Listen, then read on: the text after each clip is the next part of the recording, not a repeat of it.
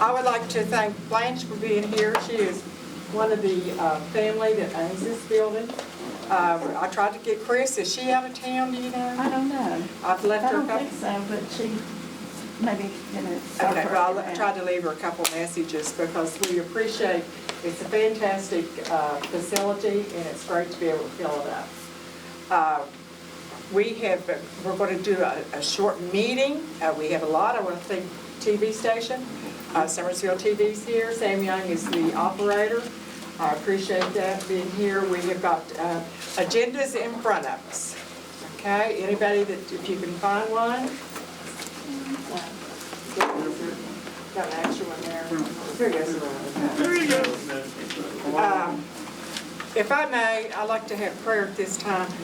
Vince, would you care to open us up in prayer? And this is our Senate candidate who will be running in the fall against the Democrat for the 10th Senatorial District. Vince Deeds. Let's pray.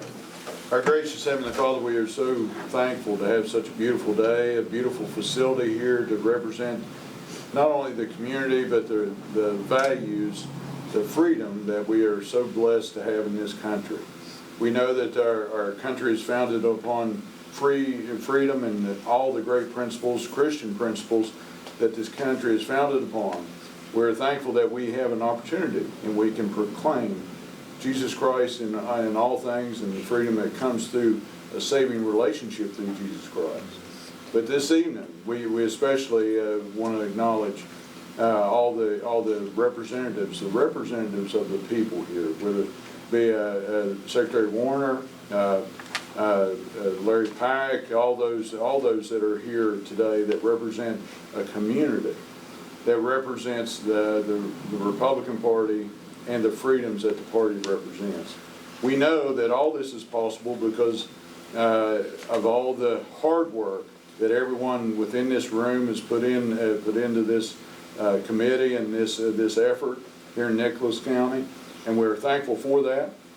We're thankful for all the delegates that are here this evening, and we're thankful for each and every one going door to door to say, hey, this is the freedoms that we have in this country, and we are thankful that we represent the Republican Party. And Heavenly Father, we are thankful that they represent you in truth and justice. Heavenly Father, be with each and every one as they go throughout the remainder of this meeting, and may they have safe travels home. In Jesus' precious name we do pray. Amen. And at this time, if you would and can, would you stand as we pledge to the flag? Our flag is directly behind Mr. and Mrs. Goodnight. And Larry, would you lead us, please? Yes. I pledge allegiance to the flag of the United States of America and to the republic for which it stands, one nation, under God, indivisible, with liberty and justice for all. Thank you. I'd like to have a motion that we do away with the minutes for this meeting, if I may. So moved. Who did that? BJ, may I have a second? I second. Okay, Carolyn, second. All in approval, aye. Aye. Any nays? Okay. Treasurer's report as given. We'll discuss that just a little bit further as we go into things. We have $5,189.52 in the bank, and I say, yay. I know we've had a little more than that because we spent, but to me that is fantastic. We were discussing today, when we first started, 156, we were doing good. So we have done good. And here's another one of our members coming in. At this time, we are going to elect our new officers so that we can go ahead and start to make a story out of this. The officers that ran, we had 12 run. We had no contested races, so we can go ahead today and do our officers. If there had been contested races and it had been very close because today was the canvass, we would have waited. But we can go ahead and do that. And we did canvass today, and I may apologize. Lee Dean, who was going to be here and sing, he works for a real pusher. And he went to, was it McDowell County? And Wayne he's in- County. And he's in Wayne County right now, so he sent his apologies, he wasn't gonna be able to be here. So, if I may have a motion, I have a couple of motions, actually. I would like to make a motion to suspend Article 5, Section 1, and Article 5, Section 2 of the Nicholas County Republican Executive Committee bylaws. This just allows us to vote today rather than waiting until after the 1st of July. And it also allows us to eliminate the need for a secret ballot. And then I also have a slate of candidates I'd like to nominate. And I'd like to nominate as chair, Miss Benjean Rapp, vice chair, Mr. Garrett Cole, secretary, Miss Dina Workman, and as our treasurer, Robert Painter. second, do I have any discussions on that? Do I have any nominations from the floor? I seeing none and hearing none, nominations are closed. So I thank each and every one of you who have stepped forward to do this. We have a great committee. We get praises throughout the state for what we do, so let's just keep it going. At this time, our Secretary of State is going to administer our oath. So may I have the office? Oh, I am so sorry. May I have the motions made, the seconds made? Everybody in favor of this slate? Aye. Any nays? Okay, now let's do it. Getting ahead of yourself. Oh, I know, I'm always ahead of You myself. want to do them individually or all together? Let's do it all together. Okay, if everybody would come on up.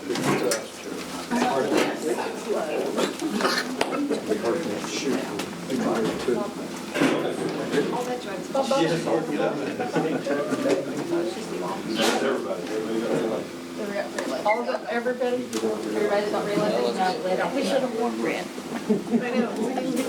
All the executive committee. Where's Lawrence? He's coming. That's Rick. Barb. Dickens, back rows. Okay, all right. Short to the front. Okay.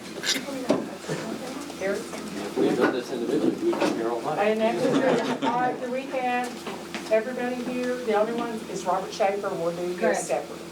He always has to be special. He always does that. All right, All right. okay, we're Like ready. every If crowd. everybody would please raise your right hand and repeat after me.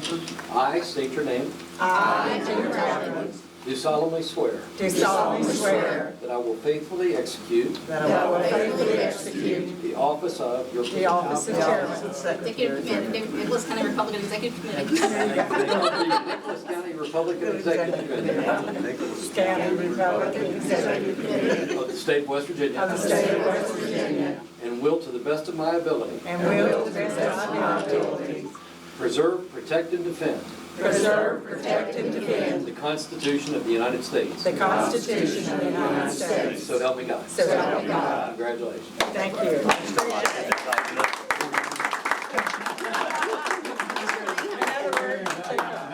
Greg, Okay, all the executive still committee, standing.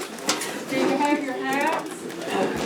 Every executive committee member should have a Republican hat. Lawrence, you don't have your hat? We forgot him. Just grab one off the table. Yeah, there's, there, yeah. There. Oh, Garrett doesn't have his hat. It doesn't look his head. Doesn't put his head. Hey, Garrett. Here's your hat, put it on. Give it back to me. All right. That was Chad. All right, executive committee, stand up. There we go. Look at the TV. You are on candid camera today. I am so proud of you all. And I thank you from the bottom of my heart. And I thank you for giving me the chance to help this party one more time. 4 years. Very good. 4 years. Okay, if you'd have a seat, please. Now, soft shoe. At this time, I want to thank our Senate candidate, Vince Deeds. Vince was very nice to us to give us a 30-06 to raffle off. And Buzz, would you care to go get the gift, please? Vince, do you still have the paperwork? Yes, I do. Okay, Vince has got the paperwork. Greg, would you want to come up and help with that too, please? I can. Okay, thank you.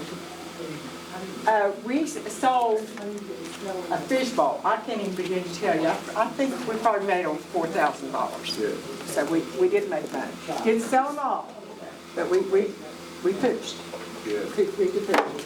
And Mr. Joe Boza was the winner of the 30 This is just for fun. So, Brad, you might want to take pictures of that now too, please. And you have that paperwork? Yes. Let me get the paperwork. Okay, I probably made it do everything.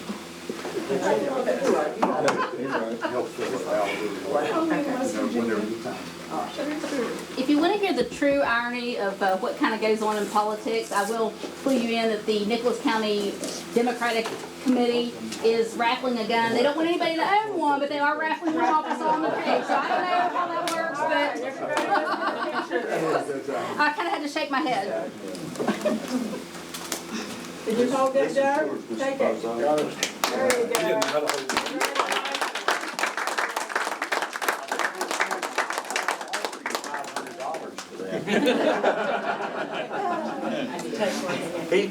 You said it last. Okay, Brad, this is the sheet, all the paperwork, and Ben said he would be glad to help get it filled out if it, whenever. Can I get a picture with him? Yeah, Sure, absolutely. please. I was just getting ready to say. You I need to am get the so girl. sorry. Oh, no. Yeah, I am so sorry. I'm just glad. Okay. Now, Vince, Somebody take. Vince left a whole lot of ammo. Somebody shot it up. I think it was Steve. I'm just All glad right, that. Joe, look this way with the senator. Soon.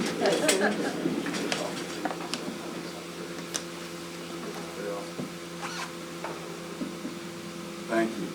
Wait just a second. Hey, I'm Vince, really glad. let's get some more.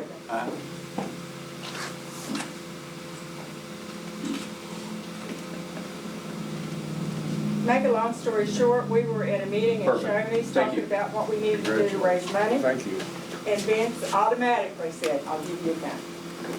And he did, and we jumped right onto it. And we've been very fortunate with that. Joe, I'm going to hand you that. That's the paperwork.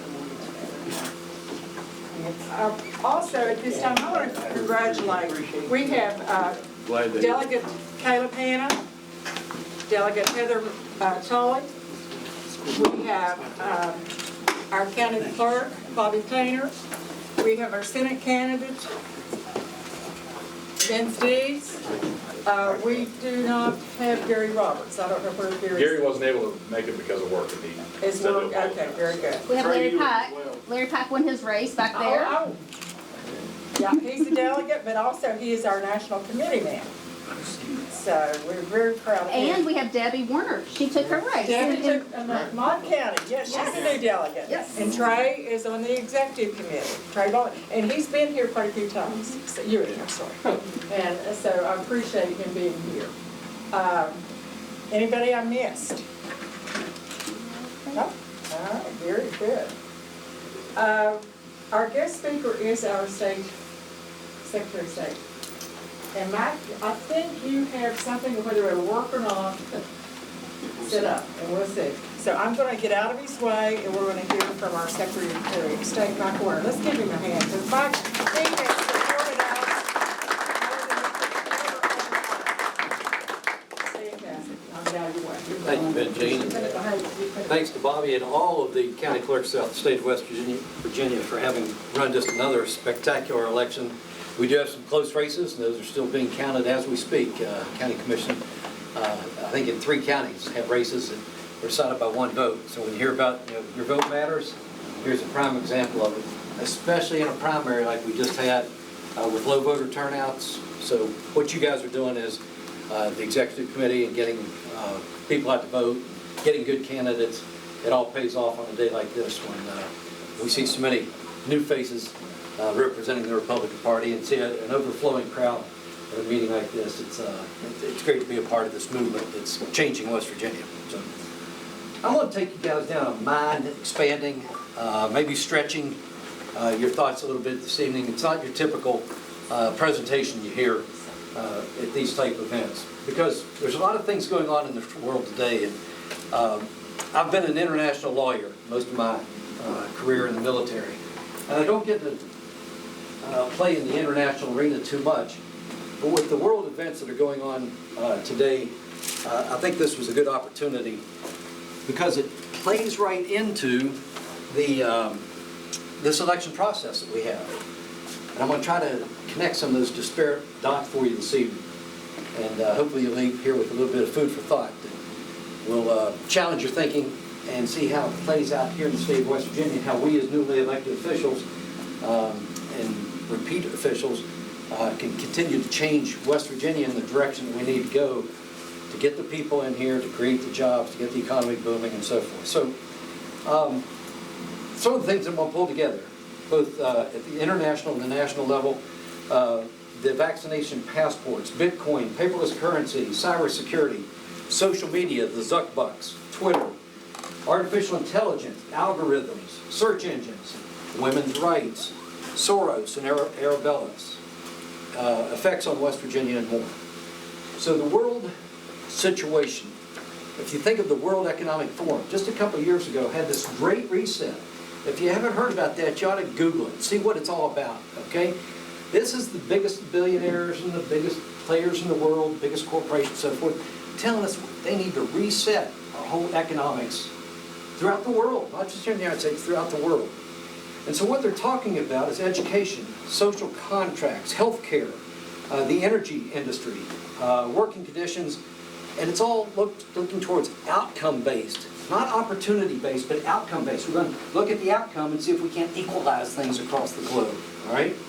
Sustainability, so think of the green movement, and the public good, that is healthcare. Those are big topics, and they're trying to equalize this across the globe. That's what they're shooting for, all right? So, the election of 2020 was a catalyst, a turning point for us, all right? Soon thereafter, we walked out of Afghanistan, ran, we saw the airplanes, we saw the people chasing to get on the airplane, falling off the wheel wells and so forth. Folks, that was a low point for the United States of America, and believe me, China, Russia, North Korea, Iran, all of them were watching. And folks, soon thereafter, you have the invasion of Ukraine by Russia, all right? They saw weakness and they acted on it, all right? China, though, is the real player for the future that we need to be worried about. We see Russia on the decline. If they can't beat Ukraine, you know they've got problems. But China is the real threat out there in the world. Think what Biden did to this economy of ours when he takes away energy independence. Trump had us there. This guy right here had us there, all right? And then what happens? Okay? It's taken away. That's what happened. Yeah. So what got America's energy independence? We were an exporter of energy. Now look at us. We're begging Saudi Arabia and others to ship us. I just saw it, $4.35 a gallon. I just saw it driving in, $4.35 a gallon. It was $1.89 when he left office. All right. This Marxist Lenin dangerous tyranny. That sort of ideology now is what China is looking to implement, and through this world reset, take it globally. All right. So this world domination, folks, we're hearing about it now, but folks, I saw it firsthand in 1990 when I was at the University of Virginia in an international law program. There were a couple Chinese in the class, and I asked them what they were looking to get out of the program. And their answer to me, they were straightforward. They said, we're here to suck every bit of information we can out of you, the United States, and we're taking it back to China. And that's what they've been doing for the last 30 years, and even before that. But it was very open and honest then, and now that's what they're looking to do right now, continue to do that. And so let's look at that Chinese model. That Chinese model is to control, to enslave their people, okay? They're doing that through a social credit system. If you haven't heard about this, it's really kind of scary stuff. It may sound neat at first, but it's really scary stuff. The best example of it, if you jaywalk in China, they catch you on the surveillance cameras, and then they fine you for the jaywalking, and they deduct your social credit. Now, if you lower your social credit to a certain level, then you can't travel outside your province, and it gets worse and worse and worse, okay? So, let's hear how they get to that. So they're doing it through facial recognition, data mining, quantum computing, artificial intelligence, They're laying the foundation for a world government. Now, I know this sounds far-fetched, I know it sounds conspiracy theory, but folks, I told you, this was a mind-stretching exercise for us this evening, okay? Stick with me through this, all right? So they put people under a digital control. That's where you get into the Bitcoin and the paperless currency. See, if you can get rid of paper, you start to eliminate somebody's ability to transact. I just can't go to the local farmer and try to buy squash and potatoes and carrots from him, right?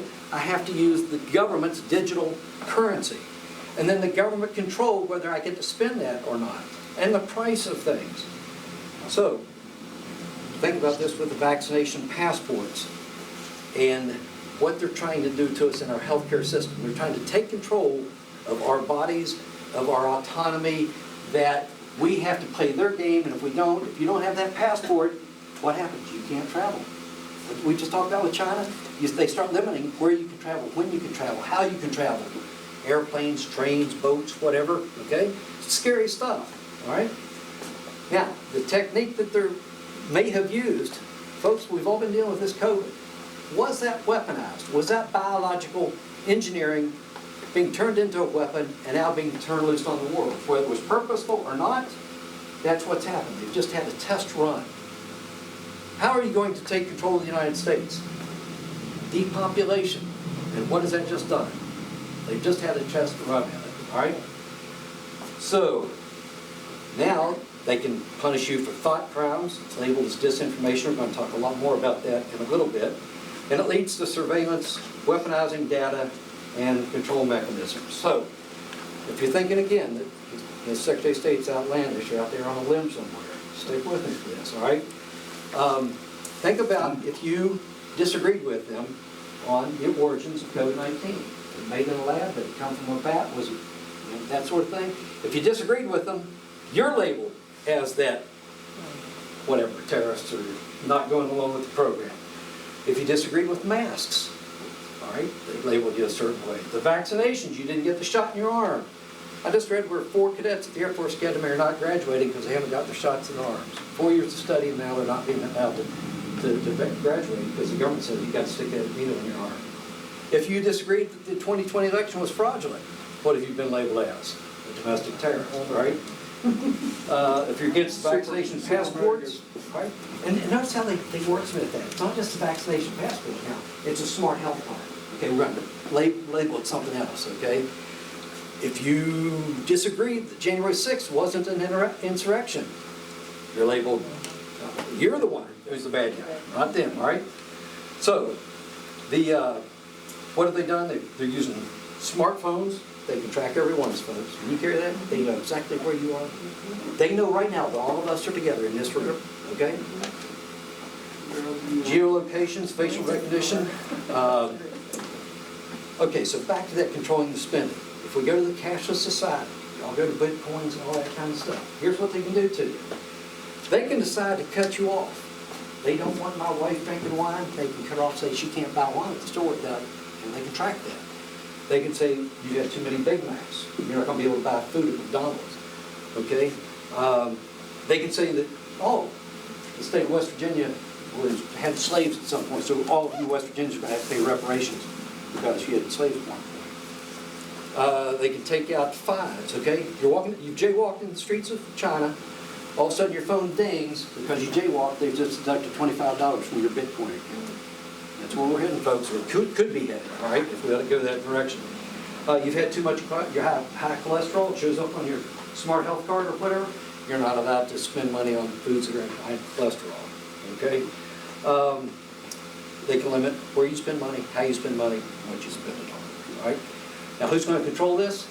The World Health Organization, WHO, okay?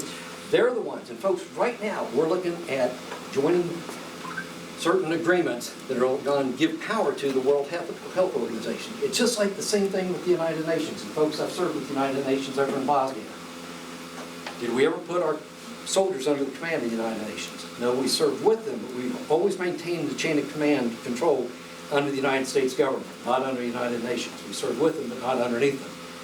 Folks, they're ready to put us underneath the authority of the World Health Organization.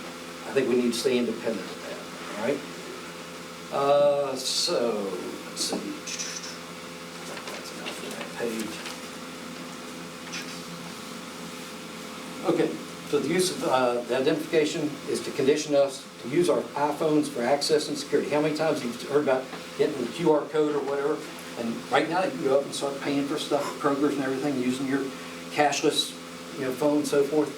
Just be careful where we're all heading with that. Because it can take away your freedom to transact, buy, travel, and so forth. The scary part is if they start letting algorithms and artificial intelligence make those determinations rather than a human being. That's where it starts to get scary. Now, this is where we really start to get out there, and that's this transhumanism. That's where the idea is that technology can solve everything. Technology can solve everything, and they start to combine the human capabilities with robotics. And that's what we're talking about here, when we start doing everything by our smartphones. All right? When a machine can start to decide whether they're going to monetize the information that you're sharing and putting on this through social media, or whether they're going to cancel you and not let you have that transaction with your neighbors, your friends, your social media contacts, and so forth. Folks, they're coming up with programs. So when you text me at the Secretary of State's office, if you've put it in and not used the correct pronouns, they have programs that will change your texting to wokeism. It will use the correct pronouns. So when I receive it, I'm receiving not what he sent, but what has been improved, so-called improved, by the social program, the social networking that he's on. Folks, it sounds neat in one respect, in another it's really scary stuff. That if you're going to get on that social media and use it, it's going to change who you are in your circles through this woke programming. Scary stuff, folks. So that's where this whole idea of transhumanism comes in, that we start being identified by these digital QR codes, and this becomes, instead of me going up and shaking his hand as I approach him, my whole biometrics and so forth, my whole reputation, who I am, popped up on his phone, says there's Mac Warner, he's a Republican, he's a Presbyterian, he went to this organization, he went to the whatever. He knows more about me just because I'm approaching him. That's this transhumanism where the digits start telling us who we are as opposed to human interactions. My end of all this mind-stretching exercise is we need to be careful of this whole digital idea, the biometrics, the financial capabilities, the reputations that we all develop on social media and so forth, and we need to keep ourselves from becoming robots. We need to keep the human dimension. We need to keep the human interaction. We can't let the government, we can't let Facebook, we can't let artificial intelligence algorithms start determining who we are, who we interact with, how we spend money, how we travel, and so forth. That's the plea to our delegates to watch and not let us go in that direction. We need to keep what it means to be human. That's what I think a whole lot of this idea about pro-life is all about. We're keeping the importance of what it means to be human. We need to keep ourselves from becoming robots, and the whole thing of that is freedom must prevail. So now I want to get away from just the mind-stretching thing and bring it back down here to the politics. It's why we're gathered here this evening. And that is the U.S., what's going on in the U.S. right now with the left and this wokeness movement, all right? Think what the left has done to us. We've shown weakness. Law and order, out of control. Crime is out of control. Our elections are being questioned. The Supreme Court is being challenged. The Electoral College is under attack. Inflation, gas, baby formula, meat. All of this is being, this crisis being generated for political gain on the other side. It's come up with another $1 trillion handed out, print more money, and spend it for political gain. That's what's going on. The Build Back Better, the $1 trillion giveaways, all of that being done. So we think, we're getting that paycheck, it feels good, but who pays for it? It's our kids, it's our grandkids. That's where this inflation, now we're all starting to pay for it. It's been in disguise though. They're getting the benefit of this money giveaway. It's all coming, chickens are coming home to roost right now. What's going on right now in the Biden administration is just an extension of the Obama fundamentally transforming America. And boy, we're seeing it in spades. So, if I can, I want to see if I can get this to play. I realize many of you will not. Oh, shoot.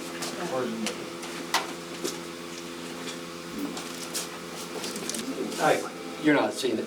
Google it tonight. What is a Democrat? And you hear all these Democrats, but it has images of what's happening, whether it's Portland, Oregon, and the trash in the streets, and the needles and all that. I apologize, we don't have to show this up on screen, but and multi-point plans for people who are trying to do good. just right there, he said, people trying to do good things, and it shows all the BLM up on top of cop cars, smashing it, burning it, and so forth. You got the idea, okay? That's what our Democratic Party has become today. So, where I want to go with it, what really got me started on a lot of this, folks, was this idea of a disinformation governance board. I assume you guys have heard of that, all right? This is the latest thing out of DHS, Department of Homeland Security. It says they are going to get to tell us what we can think, what's right, what's wrong, what's proper, what's good information, and what's bad information. Now, do you know who they put in charge of that? It's Nina Jankowicz. That was the second video I was going to show. Google her. Okay, this is like the worst of the worst. Mary Poppins, you got it, okay? Singing and putting in all the F-bombs and everything else, okay? She is the one who said that the Hunter Biden laptop was, it was a hoax, that it was a fairy tale, that it wasn't legitimate. It says that Christopher Steele, that Christopher Steele had a great background and can give you the solid information, what's good information, what's not. Blatantly lies to try to take down the Trump administration. She's the one that they put in charge of telling us what is disinformation. Completely backwards from where it ought to be. I mean, that's what really set me off. And if y'all didn't get a copy of my letter here, I just wrote President Biden here about a week or two ago. I've got a copy of it here. What they have tried to do, what they couldn't get done through legislation, where they're supposed to take things through Congress or leave it up to the states and let the states handle the elections, what they did with H.R. 1 was they took all the bad stuff that happened in Georgia, in Pennsylvania, in Michigan, in Arizona. So Pennsylvania accepted ballots 3 days after the election was over. State law said it has to be in by election night. That's what the state law said. And the Secretary of State said, no, we're going to accept ballots 3 days later. Georgia had a limit on the number of ballots that you could traffic or harvest. It was 10. There are videos of people, if you watch the movie 2,000 Mules, videos of people taking hundreds of ballots and stuffing them into a ballot box, a drop box, not a ballot box, a drop box. That's why I'm against drop boxes, and all the clerks in the state are against drop boxes. So they violated the state law, okay? Then in Michigan, they accepted absentee ballots without signatures. They accepted ballots without addresses, okay? Each one of these states got away with certain aspects, okay? And they put it all into one bill, labeled H.R. 1, and tried to pass it, okay? Then when that didn't work, when they didn't get that passed, now they've come up with an executive order. So they couldn't do it through Congress, and now Biden is doing it through an executive order, and he's making every agency, and I'm talking the Department of Energy, the Department of Education, Health and Human Services, you name it. Every federal agency he is trying to make into a get out the vote for the Democrats, trying to get people registered. So he has taken what Zuckerberg got away with in the private sector, running our elections with private money inappropriately, okay? And now he's saying we're going to use federal dollars, we're going to use your tax dollars to get everybody registered, knowing that the majority of the people that are using these agencies are going to register in one direction. He's allowed 2.5 million people cross that border illegally, hoping that those are going to turn into votes. Okay? And what's the first thing they're doing? They're going to the agencies to get their whatever benefits and hoping that they're all going to register and guess which way they think they're going to vote. That's what's going on. That's why I took the lead, first Secretary of State, to write a letter to the Biden administration, calling them out on it, saying, no, enough's enough. You shouldn't be doing that. This should be left up to the states. All right? So this disinformation board, this executive order, all that's what's got me fired up, and we're carrying our charge to D.C. In fact, I'm on the phone tomorrow with Congressman Rodney Davis in his office. I've been over to work with a group of Republican congressmen over there to come up with a Republican version of H.R. 1 that puts integrity back into our elections. And so we know we can't pass it right now in the current Congress, but in November, we're going to take over the House, we're going to take over the Senate, and then in 2 years, we're going to put somebody back in the White House and we can pass it, but we've got to start that process right now. So know that this battle is taking place as we speak. So we're going to try to change this left weakness and wokeness and turn it back into American values. So now, let's get down. So we talked international, we talked national, we're going to talk West Virginia for a minute, okay? I want to just brag on our county clerks for a moment. Isn't it great in this nation that has questions where 1/3 of the people in the United States, throughout the United States, think that the elections are unsound. 1/3 think that it was outright fraudulent. The 2020 election was outright fraudulent. And over half of the people right now think that America is much more divided under Biden than ever before. So with the rest of the country having all these questions about elections and so forth, here in West Virginia, having the most secure elections that we've ever had. The rolls over 365,000 names. People like Bobby have taken off the voter rolls in West Virginia. That's 365,000 opportunities for election fraud that no longer exist in the state of West Virginia. At the same time, we've redistricted. Congress sent out or the Census Bureau sent out their results 8 months late, and they still reacted, got those lines redrawn, and today we're seeing the final touches on this election without any major problems throughout the state of West Virginia. We were in the top 5 in the nation with voter confidence, done by MIT. They did the study. This isn't me saying it.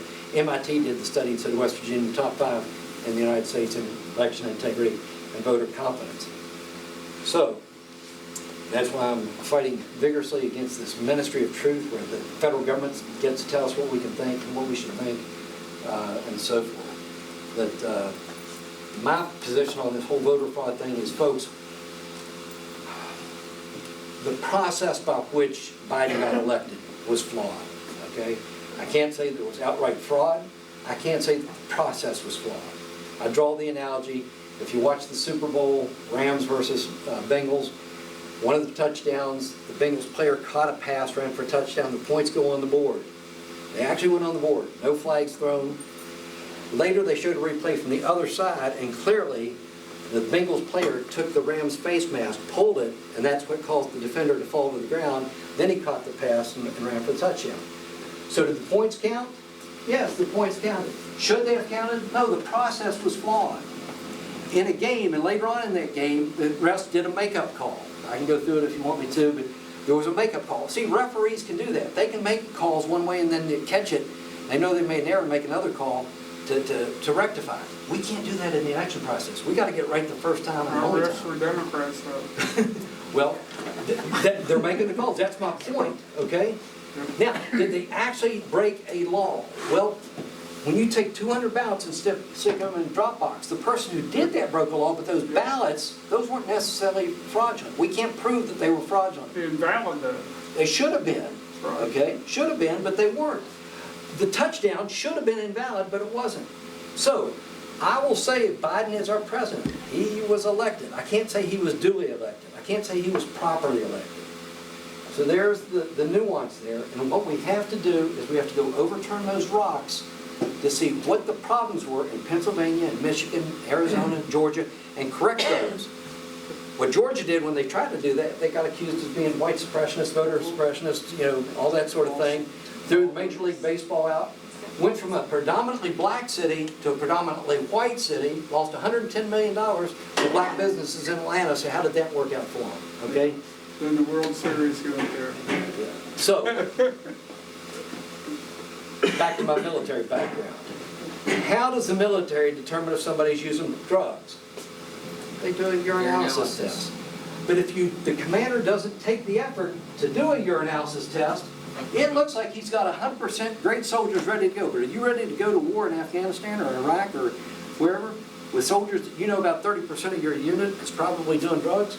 That's what the numbers are. So good commanders will do the urinalysis and show that 10% this month and 10% that month are doing drugs, and they'll get those, put them on programs to get them cleaned up or kick them out.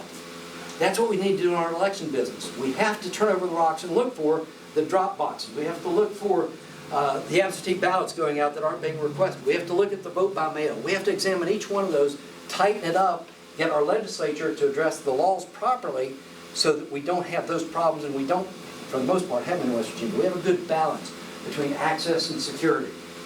By way of example, to vote absentee in West Virginia, you have to have an excuse. You have to have a reason. We're one of only 16 states. I think every state should have that. You shouldn't just be able to vote an absentee ballot. What's the most prevalent form of fraud across the globe, according to Jimmy Carter and his voting rights group? It's voting by mail, voting by absentee. So we should reduce that in every way possible. Only if you have a legitimate excuse, like a medical excuse, or you're out of town on business, that's how you should be able to vote absentee. And our clerks are real good at that. 54 of our 55 county clerks stood together, sent a letter to Joe Manchin, and that's why they didn't pass H.R. 1, because our clerks stood up and said, no, we're not going to allow this nonsense to take place in the state of West Who was Virginia. the outlier? What's that? What county was the I outlier? was wondering. Just bust them out. Write them out, Mac. The place where my wife just won as a delegate, in Montague County. That was the one that held out. We can understand that. Yeah, that makes sense. Yeah. So that's what we need to do to clean up the election. So, what's the whole thing about Elon Musk and the open source with Twitter? It's sending the Democrats absolutely crazy because they can't put the fingers on the scale. They can't adjust the algorithms. He wants an open source algorithm so everybody can see that what he's doing is fair. And it's driving the Democrats absolutely crazy. So we need to put an end to this stuff. 1984, the book George Orwell, when they said stuff like whoever controls the past controls the future, war is peace, freedom is slavery, ignorance is strength. The best books are those that tell you what you know already. And you have this sort of mindset. From 1984, that's what the Democrats are living right now. That's what they're trying to shove down our throats on the other side. And that's why that's why it's so good to see a packed house here of people ready to stand up against this nonsense. If thought corrupts language, language also corrupts thought. That's what they're doing, folks. When they can't define what a woman is, how crazy is that? When you have men participating in women's sports and claiming victory, this is just, the world has gone nuts on that side, all right? Power is in tearing human minds to pieces and putting together in shapes of your own choosing. The bottom line out of 1984 is freedom is when you can say 2 + 2 is 4. And that's what I think the people in this room are ready to say. 2 + 2 is 4. We're providing sanity and keeping West Virginia sane with the people that were elected to office. And that's why I'm so proud to be here today. West Virginia is moving in the right direction. What I see, back to my military, when you are taking a hill, taking an objective, there's a place on that hill called the Military Crest. It's not the top of the hill, it's where right at that point, if you're standing there, you're still in defilade. The top of your head isn't seen in the skyline behind you. So it's where that hill starts to round off, but not quite the crest. That's where I think West Virginia is today. I think we're at the military crest of the hill. We're not at the top, but we're turning the corner. When I see these people that are being elected to office and running the party and running the state executive committees and so forth, we've got the right people in places. We're putting the right policies into places. And now it's a matter of just replicating that over and over again throughout all the 55 counties, and we're going to get to that military crest. Now, you're taught in the military, once you take the objective, you don't stop on the objective. You push through the objective. You push the enemy over to the other side, surround them, take them. Then you come back and you consolidate on the objective. We're not there yet. We're trying to, but we need a strong Republican House. We need a strong Republican Senate. We need a strong Republican governor. We need strong elected officials, county commissions throughout the state. That's consolidating on the objective. And you can see that we're still taking part in that throughout the state.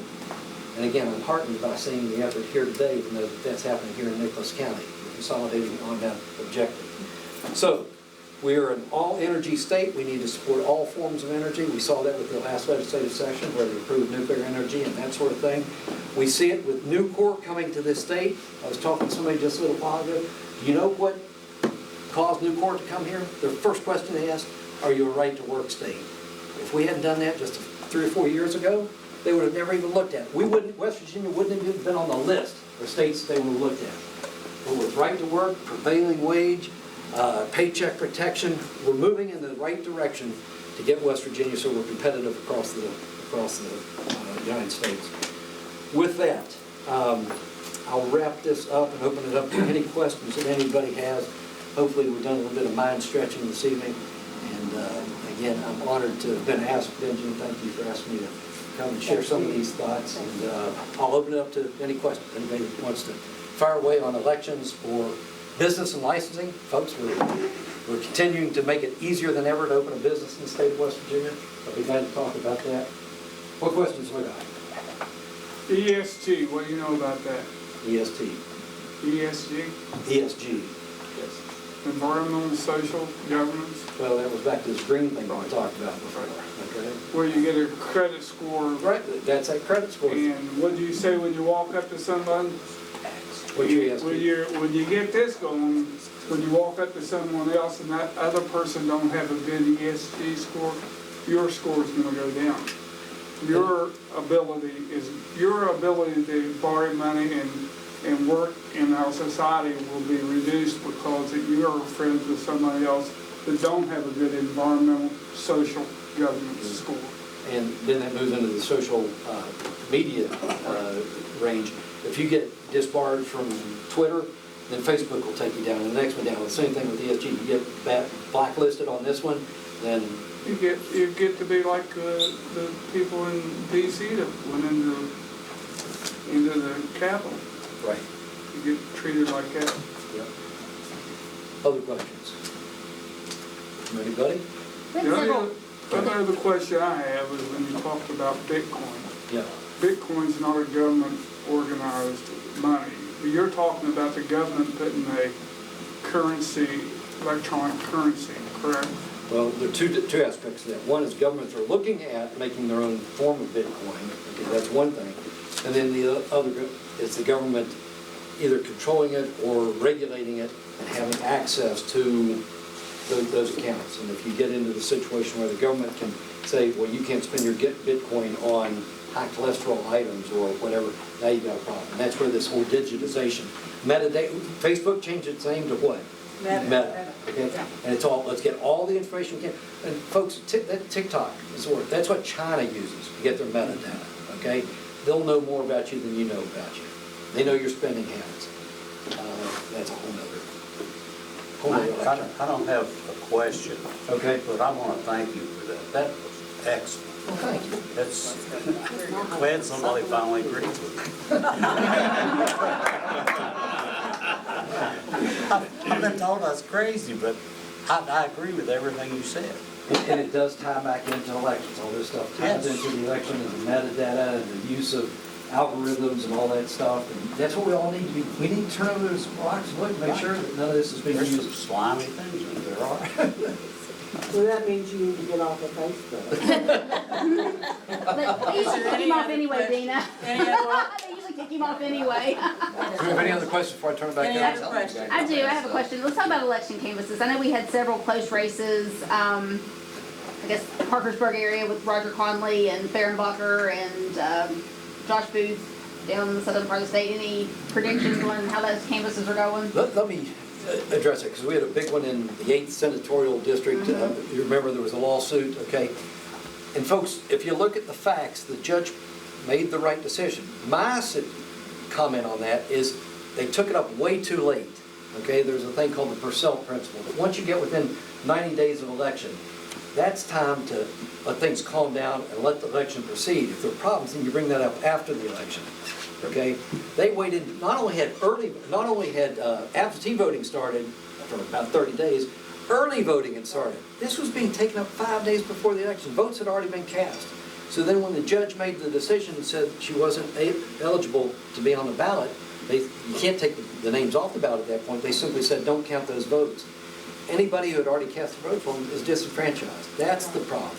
Okay, there's a timing aspect to this, and if you're going to challenge something, challenge it before the 90 days, or once the election's over, then they could have challenged, said she's ineligible, and then the committee could have taken up and replaced and so forth. So I think we just had a bad fact pattern, and we may be in that similar situation. See, we had some redistricting, questions about lines being drawn, a delegate being in a district or out of a district.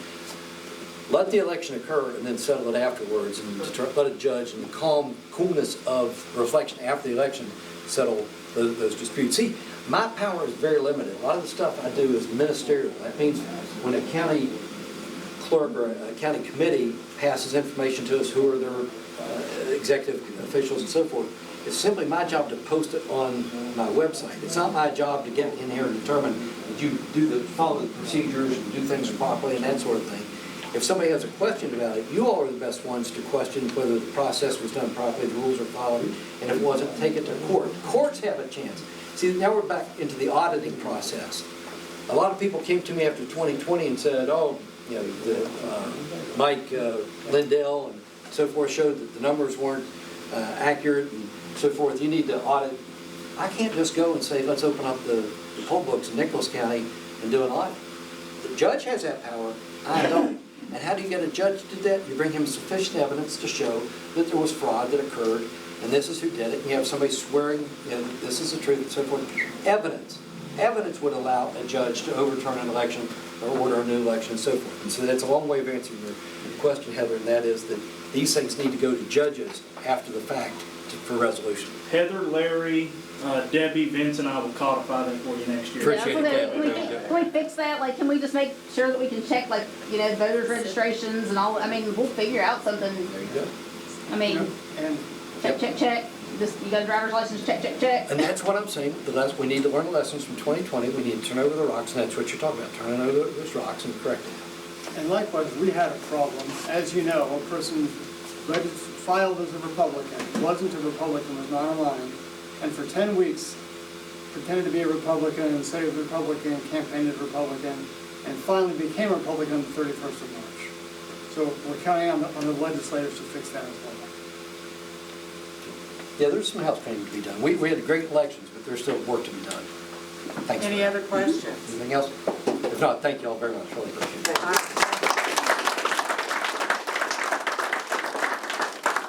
We've just got a couple more things, and then I'd like to ask everybody to go out of the building and get in front, and we're going to cut ribbons, and I will get,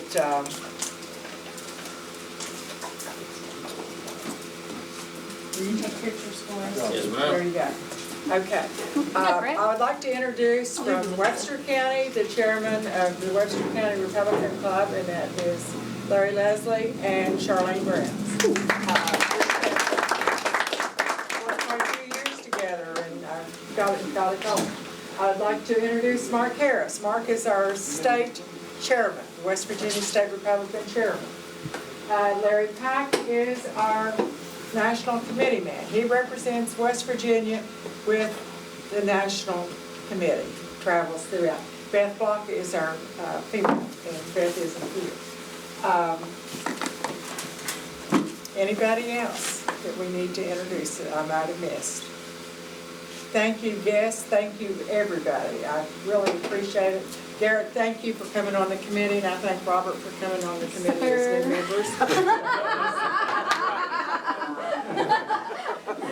But can we all, because we're not going to eat until we do it. Everybody go out the door and line up. Mark, will you start it and start lining them up? Tall to the back, short to the front. And do we want to just take a street? Yeah, get them sharp off. Especially these two, you gotta watch these. All right, so we get it. Greg, are you in here? Where is it? I don't know, am I in? Slide it. You're in, Greg. Are you Okay. in? Good Okay. deal. You want to give us a countdown? All right, 3, 2, 1, cut.